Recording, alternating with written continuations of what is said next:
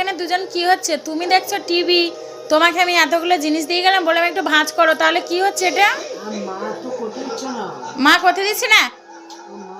এই বাবা একটু কাজ করে দিলে কি হয়? হ্যাঁ না না, হ্যাঁ বাবার কোলে শুয়ে আছে, বাবাকে একটু ভাঁজ করতে বলেছি, তাই এরকম বাথরুম হচ্ছে। তা বাবা কাজ করবে না?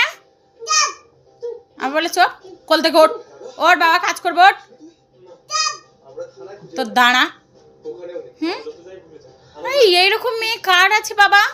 বাবা একটু কাজ করে দেবে, তা কিরকম করে ওর বাবাকে কাজ করতে দেবে না বলে কিরকম কোলে শুয়ে আছে। দেখ কি অবস্থা, তুই আমার কোলে আসিস, আয় আয় আয় আয়, তুই নামবি হ্যাঁ কি না?